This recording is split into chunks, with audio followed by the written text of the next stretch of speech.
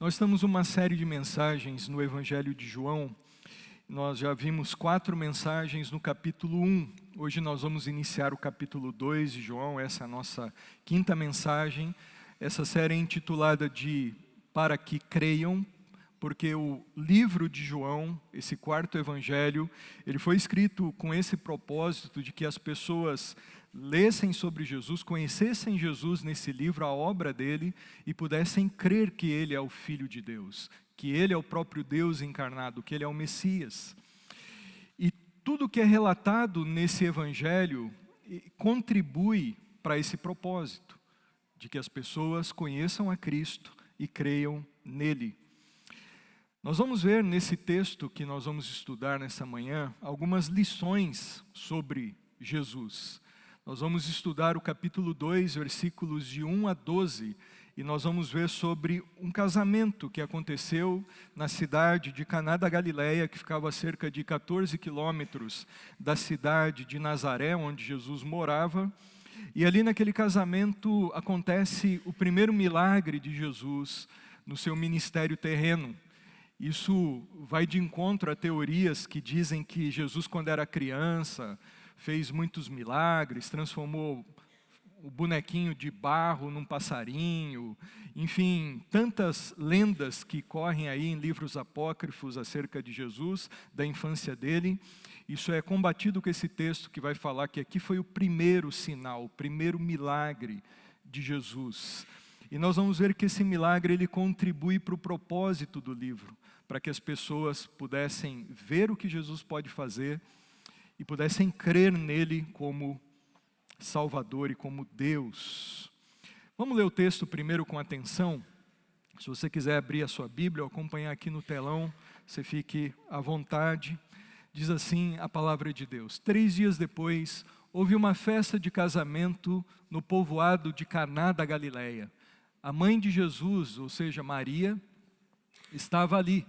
E Jesus e seus discípulos também foram convidados para a celebração.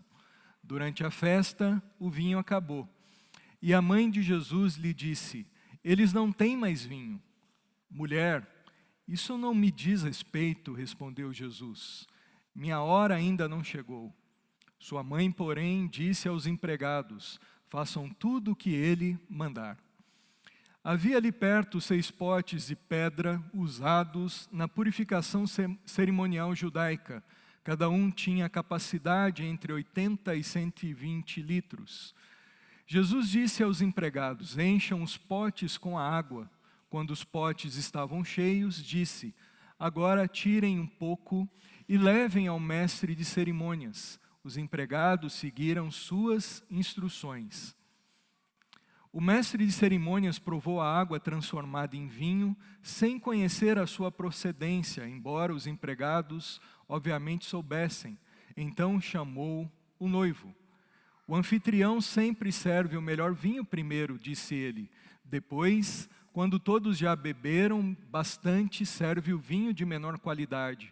Mas você guardou o melhor vinho até agora. Esse sinal em Caná da Galileia foi o primeiro milagre que Jesus fez. Com isso, ele manifestou sua glória e seus discípulos creram nele. Depois do casamento, foi a Cafarnaum, onde passou alguns dias com sua mãe, seus irmãos e seus discípulos.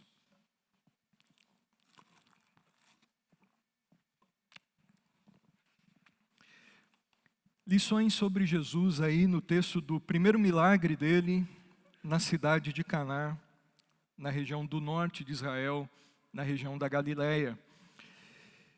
Nós vemos Jesus indo para um casamento, para uma festa de casamento. Ele está com a sua mãe, provavelmente esse casamento era de algum parente de Jesus, e ele tinha sido convidado para ir até lá. Ele vai junto com os seus primeiros 6 discípulos, que nós vimos que foram chamados por ele no capítulo 1. São os primeiros discípulos, não estavam todos os 12 aqui nesse milagre, primeiro milagre do Senhor em Caná da Galileia. Então Jesus vai até ali aquele casamento e aquela festa de casamento. Festa de casamento naquele tempo durava às vezes 7 dias. ou então 14 dias naquelas pessoas, ou naquelas famílias mais ricas. Então era um tempo que o judeu o oriental, ele fazia algo com muita alegria, tinha danças, tinham músicas, as pessoas realmente se alegravam nessas festas de casamento, e Jesus foi ali. Isso mostra um pouquinho já sobre quem era Jesus. Jesus, ele não era um rabugento, Jesus não era uma pessoa chata, Jesus não era um isolado, Jesus não tinha uma vida monástica, uma vida retirada, uma vida em mosteiros. Jesus, ele não estava alienado da sociedade, Jesus participava daquilo que era bom, Jesus participava de festa, ele não fazia o que era ruim nas festas, o que as pessoas faziam de ruim, mas ele era ali o próprio Deus, o Deus da alegria. Ele se envolvia com as pessoas. Algo que a gente tem que fazer também. Jesus, ele, quando nos limpou, quando ele nos transformou, ele não quis nos tornar pessoas isoladas, pessoas que vivem à parte da sociedade, pessoas chatas, pessoas esquisitas. Mas ele quer que nós aproveitemos bem as coisas boas da criação, com sensatez, com sabedoria, sem exageros, sem reproduzirmos aquilo que é mal na cultura, mas estarmos envolvidos com coisas boas. Jesus, então, ele demonstra ser uma pessoa que se alegrava, que festejava, participava dessas coisas. Nós também, como seus discípulos, devemos demonstrar a mesma alegria de Jesus. Às vezes, pessoas se convertem e parecem que não são alegres. Parece que vivem uma vida agora rabugenta, longe das pessoas.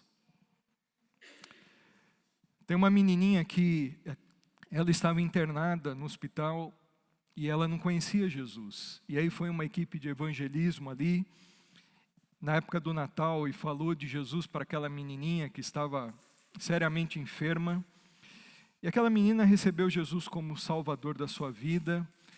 E a enfermeira foi ali certa vez para cuidar dela. E a enfermeira reparou a felicidade daquela menina. Uma menina que estava triste, tal, toda a situação. E agora ela estava feliz. A enfermeira falou: mas o que aconteceu com você que você está feliz? Aí ela falou assim: você conhece Jesus? Enfermeira: conheço. Então, Jesus trouxe essa alegria para mim. Ele morreu por mim, Ele perdoou meus pecados, Ele é o Salvador, Ele me ama. E daí a menina falou assim para a enfermeira: mas eu olho para você, você disse que conhece Jesus, mas não vejo essa felicidade em você, essa alegria em você. Você parece que anda sempre triste, o tempo todo que eu estou aqui. Parece mal-humorada, reclamar, resmungar de tudo. Eu vejo você entrando no quarto aqui.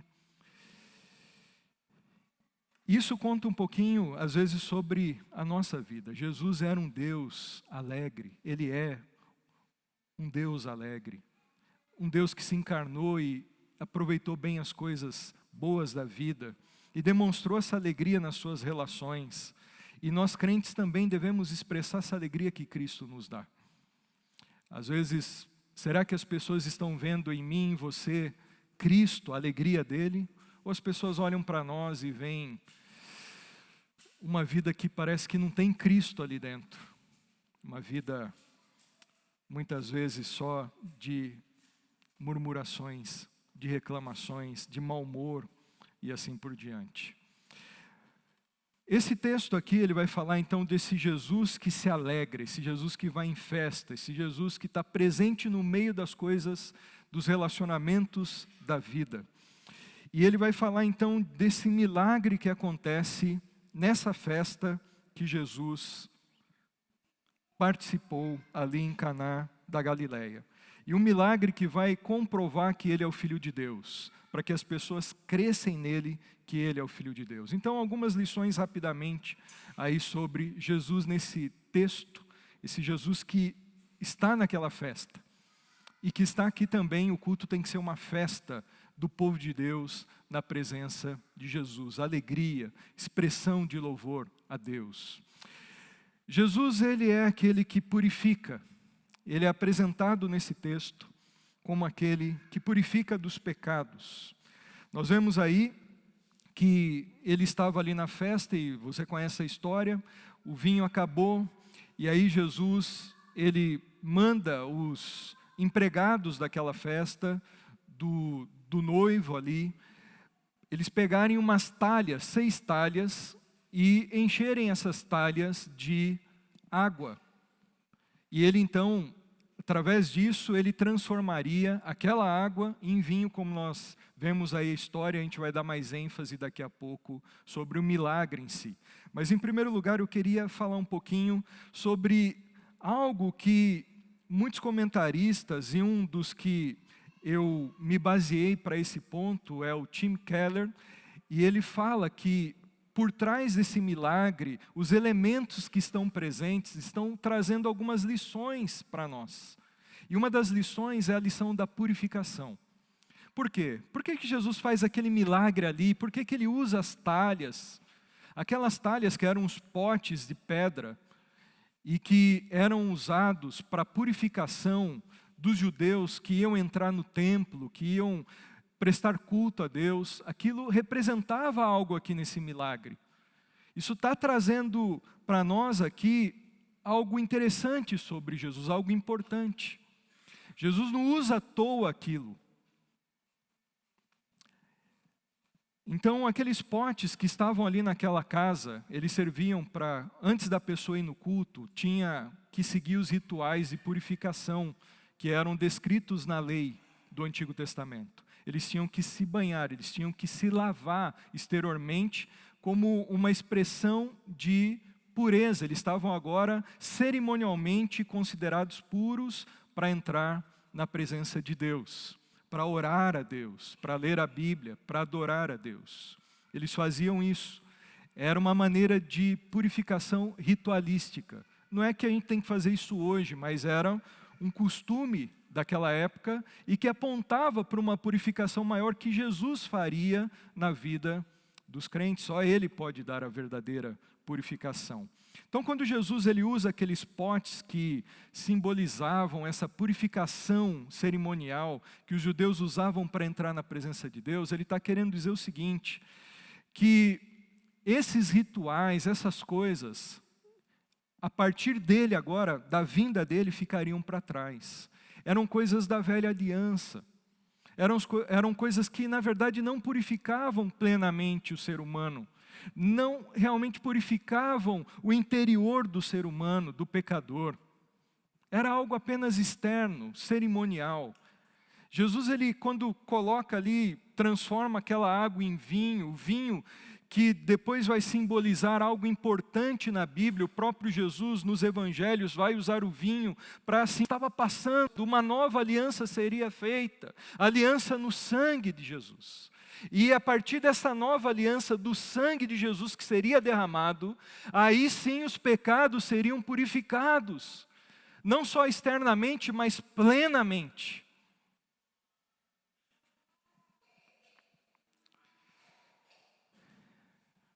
Na Bíblia nós vemos que a única coisa que pode limpar o seu pecado e fazer você aceitável diante de Deus, fazer você alguém que se torne um filho dele e você que pode se apresentar diante de um Deus santo sem ser fulminado e ser recebido por ele em amor, é o sangue de Cristo.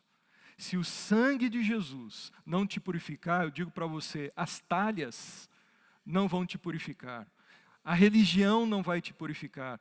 As cerimônias religiosas não vão te purificar. Nada que você possa fazer, suas obras de sacrifícios diante de Deus, não podem purificar você e perdoar seus pecados. Apenas Cristo pode fazer uma obra de purificação na sua vida. E uma purificação plena, real, inteira.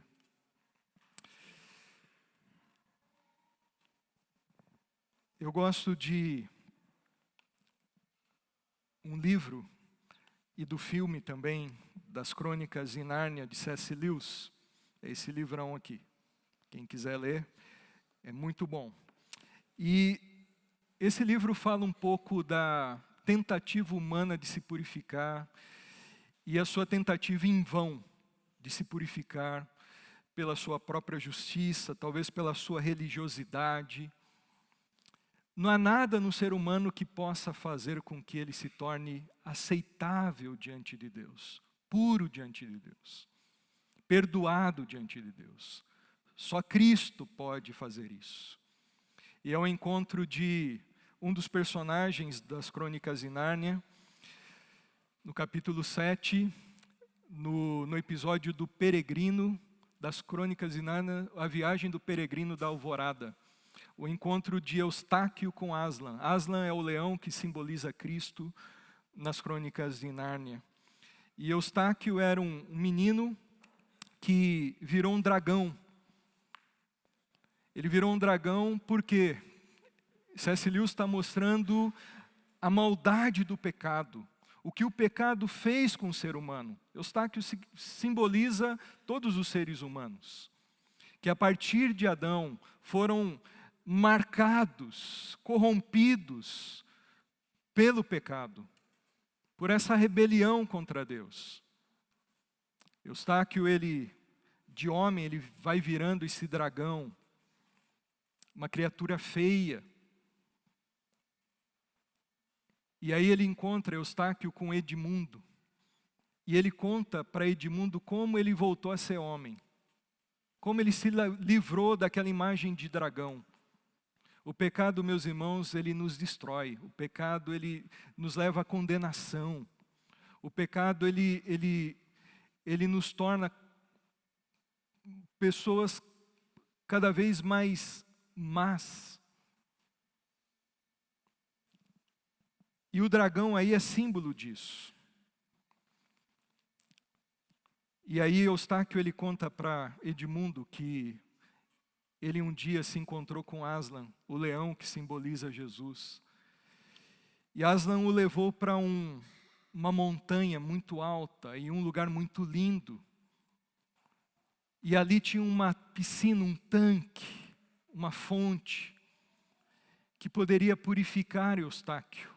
Podia tirar aquela imagem de dragão dele. E aí Aslan disse para Eustáquio, olha, antes de você entrar na nascente, na fonte, que vai te purificar, você precisa tirar a sua pele. Você precisa tirar toda essa pele de dragão.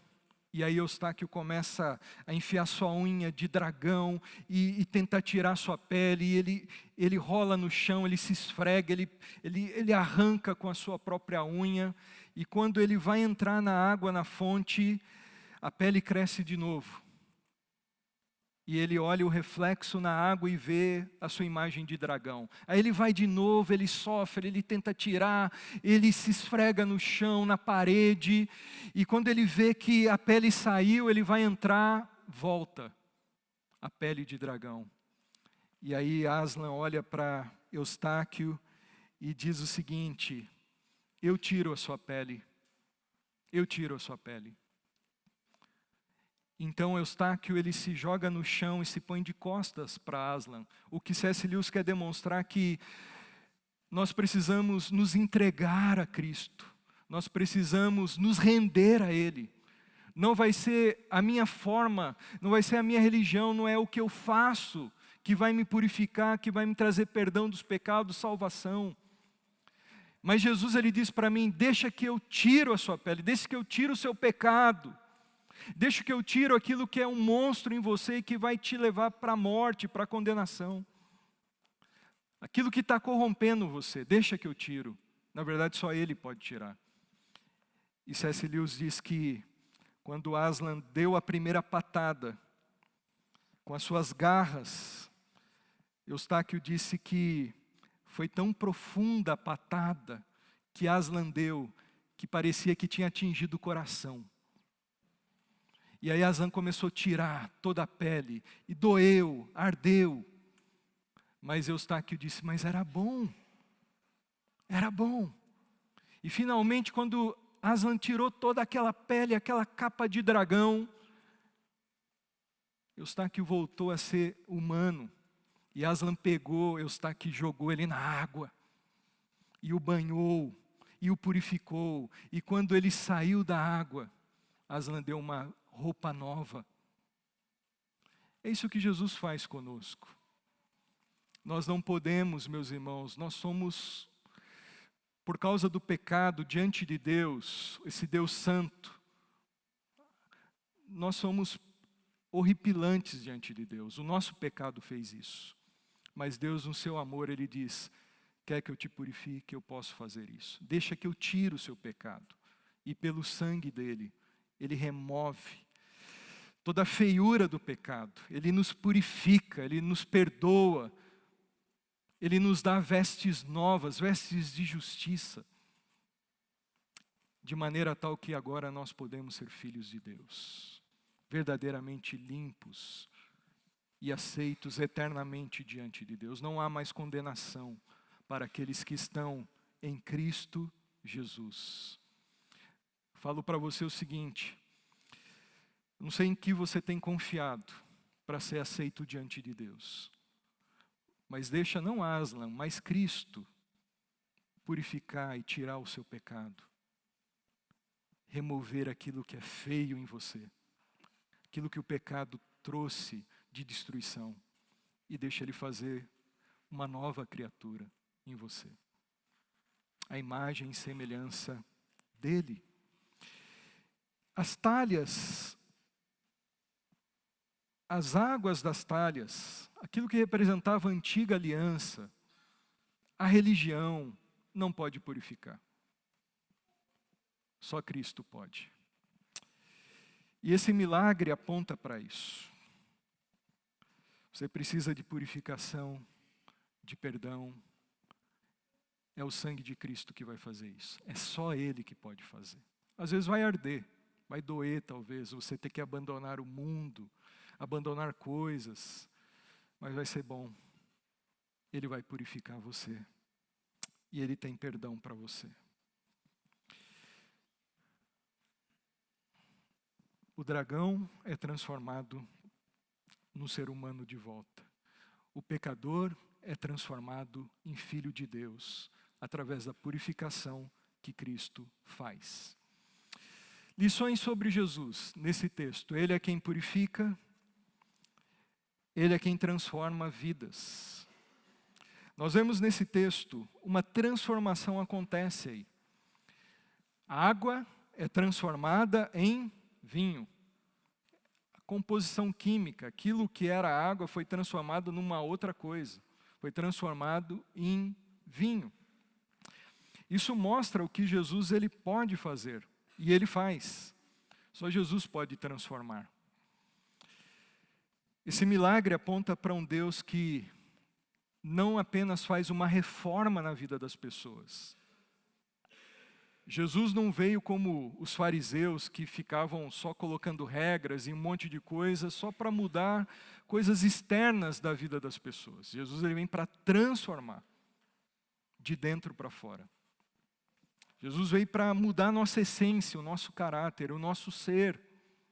Como Ele transformou aquela água em vinho, ali esse milagre aponta para um Deus que pode transformar a minha vida.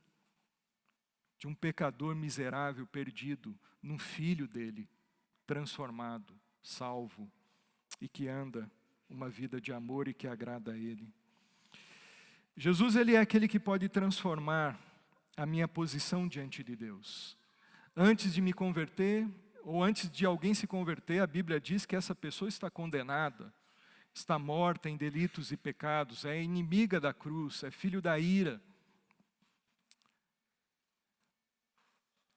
Mas Jesus ele vem para transformar essa posição diante de Deus. Quando eu o recebo, quando o sangue dele me lava, a minha vida é transformada da água para o vinho nesse sentido, de que agora eu não sou mais um condenado, um morto em delito e pecado, agora eu sou alguém amado por Ele, filho dele, herdeiro do reino de Deus. Uma nova criatura. Nós vemos aí no texto que Jesus então ele vem transformar, não só mudanças superficiais. Quando eu entrego minha vida a Cristo, começou ali, nesse momento, uma grande transformação na minha vida, que vai terminar na glória. quando Jesus voltar ou quando eu morrer e for para a glória. Naquele episódio de Eustáquio com Aslan, ele diz assim no final: seria bonito e muito próximo da verdade dizer que dali por diante Eustáquio mudou completamente. Para ser rigorosamente exato, começou a mudar. Às vezes tinha recaídas, e em certos dias ainda era chato. Mas a cura havia começado. Aquele encontro com Aslan começou a transformar a vida de Eustáquio. E o encontro nosso com Jesus transforma a nossa relação com Deus e começou a transformar a nossa história e a nossa vida a partir desse momento. Eu não sei como anda a sua vida, mas se você ainda não entregou sua vida para Cristo, saiba que Ele pode realmente te transformar. Você entrega hoje a sua vida, Ele vai transformando. Começou a cura, começou uma nova vida, começou uma nova realidade na sua existência. Sim, às vezes você vai recair, às vezes nós vamos pecar, mas isso não significa que anulou essa transformação. A transformação que Ele opera em nós, através da sua obra redentora, através do seu Santo Espírito, da sua palavra, é muito maior do que nós podemos imaginar. Nada detém a transformação que Ele iniciou na nossa vida a partir da nossa conversão. Jesus é o único que pode transformar água em vinho. Ele é o único que pode transformar a vida velha numa vida nova. Só Ele pode fazer isso. E esse texto fala sobre isso. Naquele tempo, haviam mágicos que faziam truques. E com luzes, enfim, com algumas composições químicas ali, eles faziam de conta que estavam transformando a água em vinho. Isso era muito comum naquele tempo de Jesus e já no tempo da Grécia Antiga. Mas ali estava presente naquele casamento alguém que não tinha truques, alguém que não era um enganador, e alguém que não queria ganhar dinheiro com aquilo. Estava ali realmente Deus, Ele sim pode transformar, Ele não fez um truque, Ele não usou um método humano, Ele é Deus, Ele realmente fez um milagre, Ele transformou. Jesus, Ele vem para transformar a nossa vida, Ele não vem com truquezinhos, com enganações, com engana que eu gosto. Ele vem realmente para transformar você e fazer algo novo na sua vida. Você precisa confiar nele, entregar a sua vida para Jesus e deixar Ele transformar você. O primeiro milagre que a palavra registra foi um milagre de transformação de água também, quando lá a transformação do rio Nilo em sangue. E o primeiro milagre de Jesus mostra a transformação também da água, de algo da natureza. Jesus transforma a água em vinho. E Ele quer dizer que Ele veio para trazer uma nova vida, uma transformação que você, a sua família, precisam. Com a graça e a misericórdia dEle, Ele pode transformar água em vinho, vida velha em vida nova.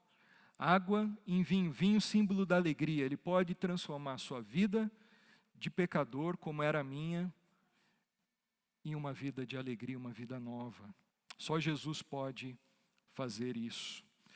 Aí você pode perguntar para mim, mas pastor, então, por que esse vinho, quem é adepto, né, a bebida, enfim, a Bíblia fala contra a embriaguez, a Bíblia não fala que você não pode necessariamente beber, mas tem muita gente que às vezes bebe muito e argumenta que Jesus transformou água em vinho e Jesus estava bebendo, enfim.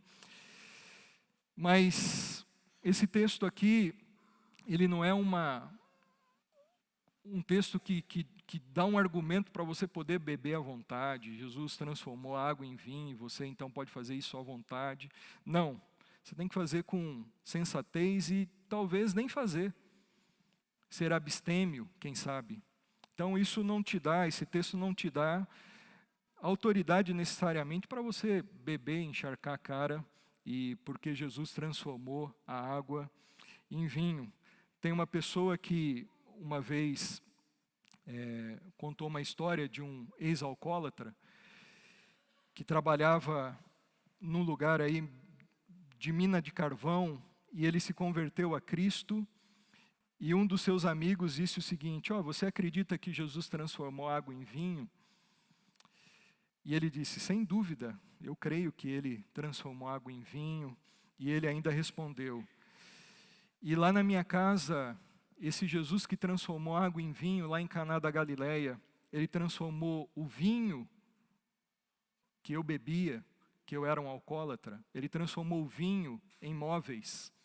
Ele transformou o vinho em roupas boas para os meus filhos.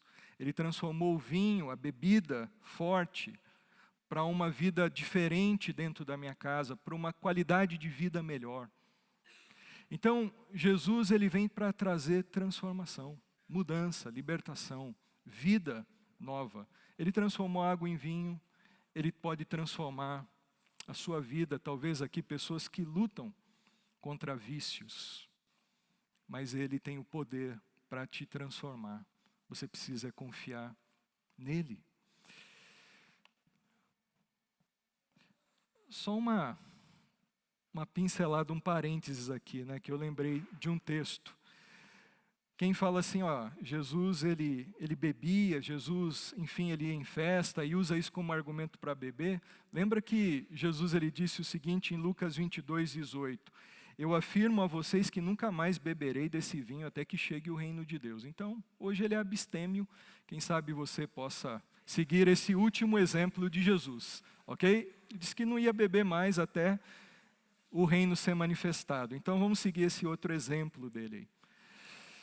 Não, você pode fazer isso com sensatez e com moderação, e o pecado é embriaguez e escandalizarmos o irmão. Jesus é aquele que pode tudo, ele pode todas as coisas, esse texto fala sobre isso. O vinho acabou e isso era algo desagradável naquele tempo, o noivo estaria numa enrascada social, era um problema de etiqueta da cultura. É interessante que há relatos que, quando faltava vinho no casamento, naquele tempo, os convidados, se sentissem ofendidos, eles podiam até processar o noivo, ou o mestre lá de cerimônia. Então, e aquela seria uma marca que ficaria para o resto da vida daquele noivo, a falta daquele vinho. E aí tinha então um problema nesse casamento, nessa festa. Mas nós vemos nesse problema, nessa situação adversa, Jesus se revelando como Deus de milagres, como Deus que pode fazer todas as coisas. Ele mostra a sua glória, o seu poder nesse texto, mostrando que nós podemos confiar nele plenamente. O que acontece aí? Maria, mãe de Jesus, estava ali presente. Talvez Maria estava com alguma função de cuidar daquela festa em alguma área, por ser parente próximo, por isso que ela detecta logo o problema e então ela leva isso para Jesus.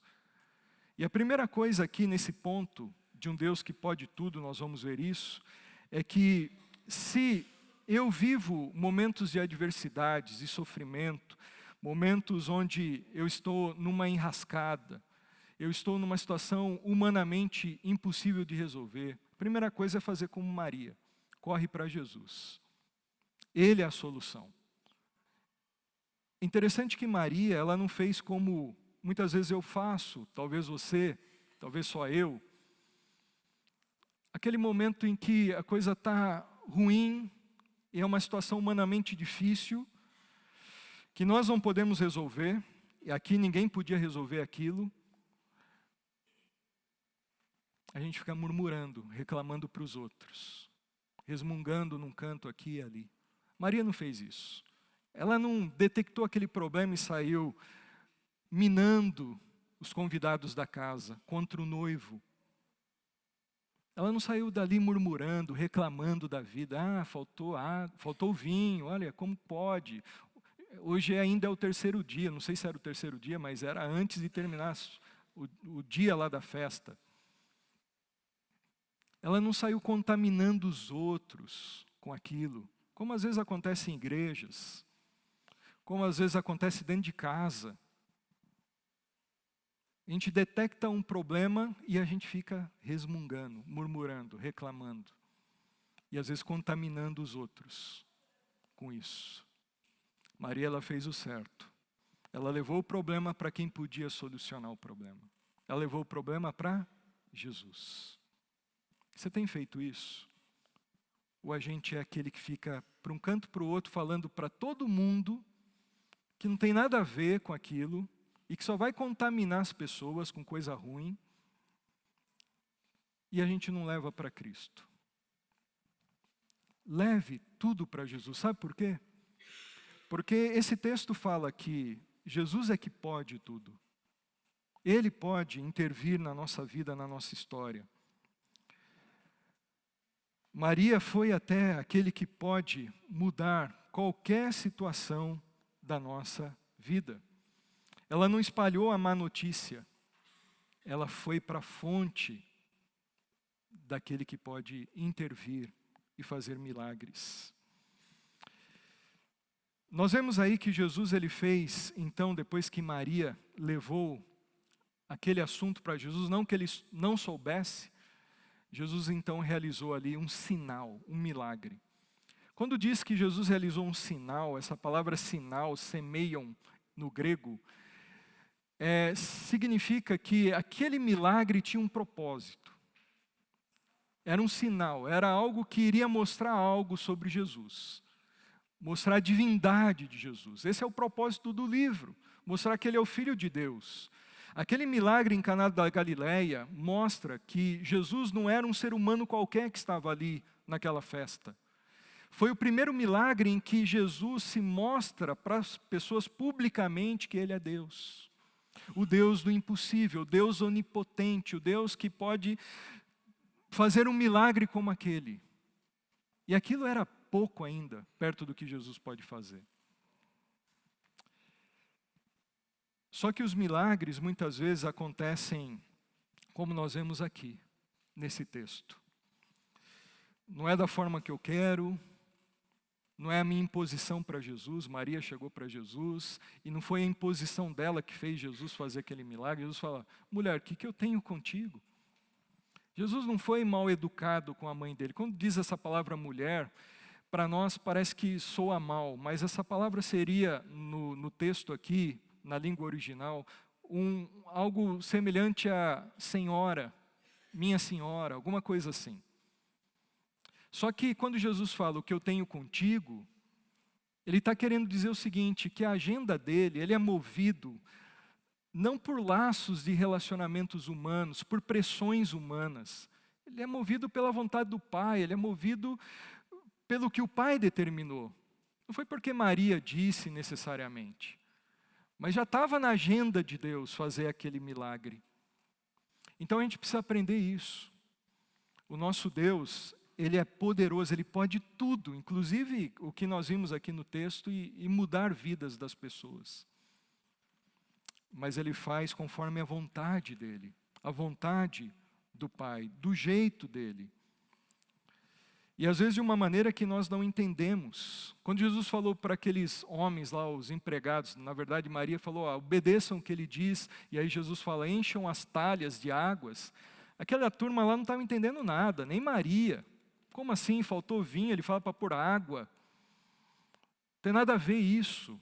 É a razão humana tentando entender os movimentos de Deus, que são misteriosos. E às vezes parece absurdo, como assim? Vou ter um maior trabalho aqui, encher essas talhas, colocar água, mas faltou vinho. Parece que ele não entendeu direito o problema. Faltou vinho, ele está falando de água. E Deus ele age nos absurdos para mostrar a glória dele, que foi ele que agiu. Milagre é uma coisa que o ser humano não pode fazer, milagre é algo que só Deus pode fazer. E esse texto revela isso. Deus intervindo e fazendo algo que ali ninguém podia fazer. Eles não entendiam, não era a vontade deles, era a vontade de Deus. Mas foi um milagre em que demonstrou ali todo o poder de Jesus Cristo. E às vezes milagres de Jesus, eles podem ser algo que Jesus faz diretamente, ou seja, sem a intervenção humana, sem usar instrumentos humanos, Ou às vezes os milagres dele, ele pode fazer tudo, mas às vezes ele faz as coisas através das nossas atitudes também. Aqui nós vemos que ele fez o milagre, ele fez o extraordinário, ele fez o que ninguém podia fazer, mudar a substância da água para o vinho. Só ele pode fazer isso, só ele pode trazer vida nova, só ele pode trazer restauração, transformação de vidas, só ele pode abençoar famílias, só ele pode fazer o que nenhum homem faz. Mas tem coisas, às vezes, que ele usa em nós para fazer esses milagres. Aqueles homens podiam encher as talhas. Jesus podia fazer, podia, mas ele não fez. E às vezes, tem a coisa que Jesus vai fazer e só ele pode fazer na sua vida. Mas talvez tenham coisas que você precisa fazer. Ouça a palavra de Maria quando ela disse, façam tudo o que ele vos disser. Às vezes o que está faltando na nossa vida é obediência, é fé. É fazer aquilo que ele mandou, mesmo sem entender direito. Crendo que o milagre ele vai fazer depois. Ele pode fazer o que eu não faço. Talvez a sua vida está cheia de dor, ou você ainda não entregou sua vida para Jesus, você se sente perdido. Você precisa obedecer, você precisa crer nele, entregue sua vida. E o milagre da salvação, de uma nova vida, é ele que vai fazer. Ou na sua família, no seu casamento, na sua vida com Deus, faça aquilo que ele manda. Obedeça e creia que o milagre ele vai fazer. Não foi fácil para aqueles homens, deu trabalho fazer tudo o que Jesus disse, mas valeu a pena. O milagre de Jesus chegou. E aquele milagre então apontou para o fato de que ele pode fazer grandes coisas. Ele é o Deus de todo poder, ele é Deus. Ele pode mudar as realidades da nossa vida, fazer um milagre no nosso viver. O maior deles é a salvação que ele operou em nós, naquela cruz. E por último, Jesus é quem concede a alegria verdadeira. Jesus é quem concede a alegria verdadeira. Nós olhamos aí nesse texto, e o vinho na cultura judaica simboliza alegria. Isso nós vemos no Antigo Testamento, Provérbios fala muito sobre isso, comparando, relacionando o vinho com a alegria. E Jesus, quando ele transforma aquela água em vinho, ali traz para nós uma mensagem de que chegou no mundo, veio a esse mundo, alguém que verdadeiramente pode transformar a vida de um pecador, pode transformar uma vida numa vida de alegria verdadeira. Às vezes a nossa vida é como o vinho que acabou naquele casamento. O primeiro vinho, o vinho que os noivos colocaram ali, o mestre de cerimônia. Não era o melhor vinho, eles não começavam com o melhor vinho, então, enfim, quer dizer, começavam com o melhor vinho, era o melhor vinho no começo, depois colocavam o pior, até que acabou o vinho. Assim é a vida do homem sem Deus. O mundo, Satanás, o pecado, eles prometem algo assim para nós. Eles prometem algo que parece um vinho bom, delicioso, mas depois vai ficando pior, vai ficando ruim, porque uma vida sem Deus vai acabando com a gente. Não é uma vida prazerosa. E por fim, a alegria desse mundo acaba logo. Nós morremos e depois nós vamos nos encontrar com o juiz no grande trono branco. E se eu não provei de Cristo em minha vida, da salvação dele, essa alegria se transforma num caos. Terminar o vinho ali trouxe um transtorno para aquele casamento, mas uma vida sem Cristo vai ter um transtorno ainda pior. A alegria desse mundo vai acabar, meus irmãos. Os ímpios estão atrás de uma alegria passageira e que não pode satisfazer. Mas Cristo vem como aquele que é o verdadeiro mestre de cerimônias, aquele que verdadeiramente é o Deus da festa real, eterna, aquele que traz o vinho novo, aquele que traz um vinho, uma verdadeira alegria de salvação, que não acabará jamais.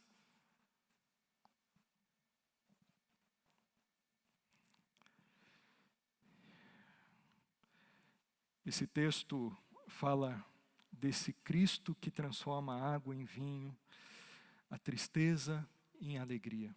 Você já provou da alegria verdadeira que só Cristo pode dar? A alegria da salvação. Jesus, ele é, nesse texto aqui, para nós poderíamos, como disse Tim Keller, nós podemos olhar para esse texto além do que está aqui, à luz das Escrituras na sua revelação progressiva da Bíblia. Porque talvez Jesus estivesse olhando para aquela cerimônia de casamento, para aquela festa, e pensando já na festa dele. Ele é o noivo verdadeiro, perfeito, que traz alegria para a noiva, que é a igreja.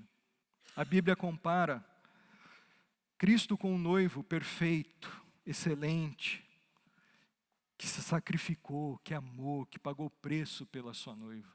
E a igreja como a noiva de Cristo, que se alegra nele eternamente.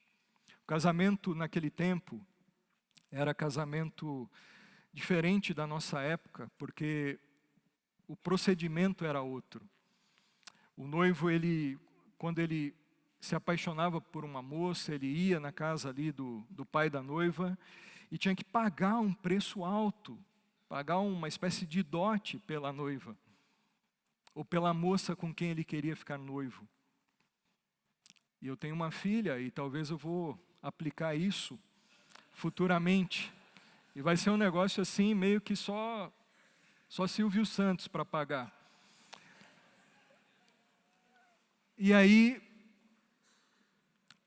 ele ficava comprometido com aquela moça.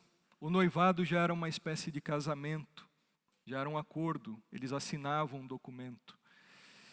José e Maria, quando Maria engravidou do Espírito Santo lá, ela já era noiva, já tinha esse acerto com José.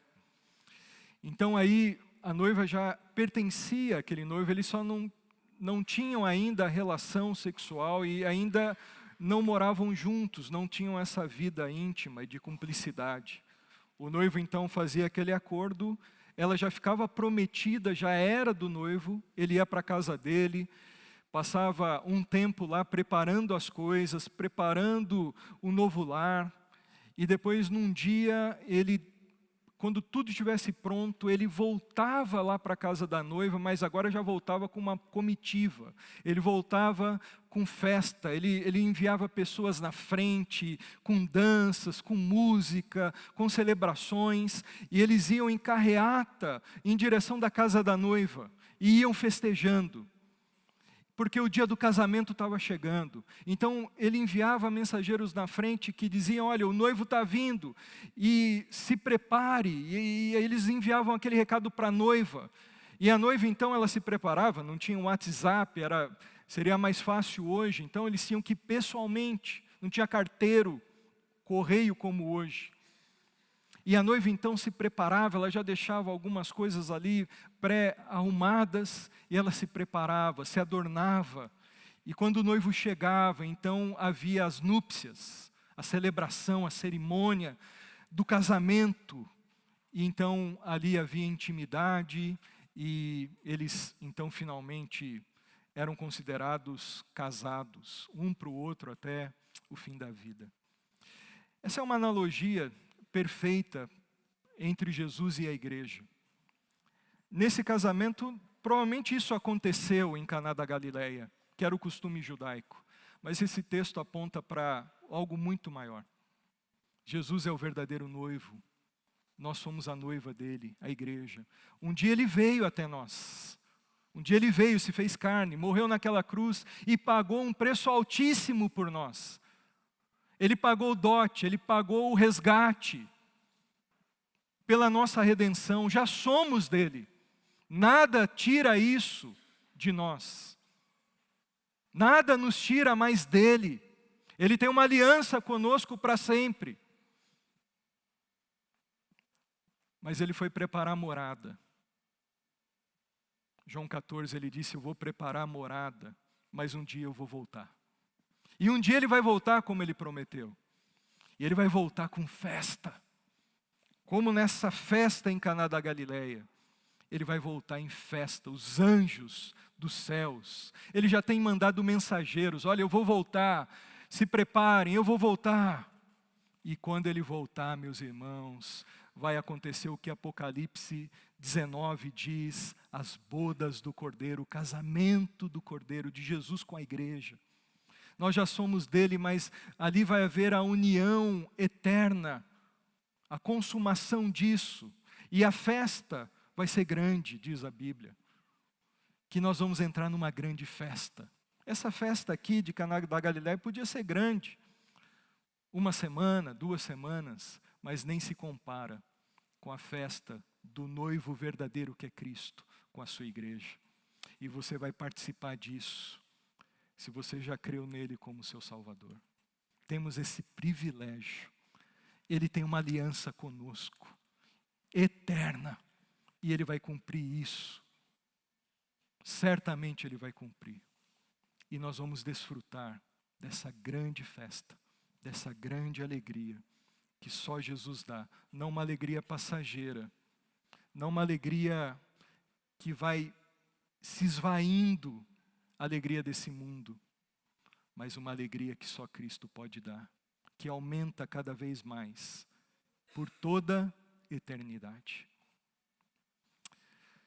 Quem é Jesus? Que lições nós aprendemos com Ele? Nós vemos nesse texto que Jesus, Ele é aquele que purifica, Ele é aquele que transforma. Jesus é aquele que pode todas as coisas. Jesus é aquele que concede a verdadeira festa, a verdadeira alegria.